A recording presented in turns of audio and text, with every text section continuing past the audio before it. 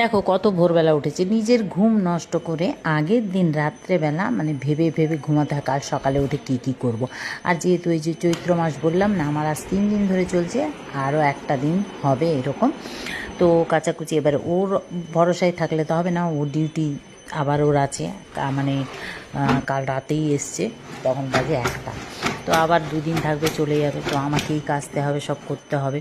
তো যাই হোক, ভোরবেলা উঠেই ফার্স্টে 4:30টার সময় উঠলাম, উঠে আগে ব্যায়াম করলাম, ব্যায়াম করে আগে ঘরটা ঝাড় দিয়ে নিলাম। তারপর না, আগে ফার্স্টে ভিজিয়ে নিলাম পর্দাগুলোকে।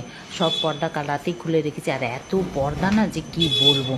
তো যাই হোক, সব ভিজিয়ে ফার্স্টে ঘরটা ঝাড় দিয়ে দিলাম। আর এখনও দেখো ভোর, মানে আলো ফোটেনি, জানলাটা খুলছি, ঠাকুর ঘরে দেখা যাচ্ছে। তো যাই হোক, সব কাচা ধোয়া কমপ্লিট হলো, চান করে ফুল নিয়ে ঠাকুরের মানে পুজো দেবো, জল নিয়ে চলে এলাম। তো এখন বাজে প্রায় 7:30, পৌনে 8টা। তো এবার পুজো করতে বসেছি। বৃহস্পতিবারের পুজো মানে বুঝতেই পারছো কত দেরি হবে।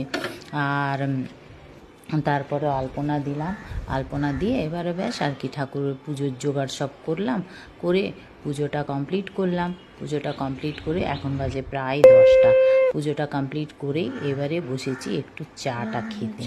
তো চাটা খেয়ে এবার রান্নায় যাব। তো যাই হোক, আজকের মিনি ব্লগটা কেমন লাগলো অবশ্য কমেন্ট করবে। এর বড় ব্লগটা খুব তাড়াতাড়ি আসতে চলেছে। তো চলে টাটা, সবাই ভালো থেকে সুস্থ থেকে।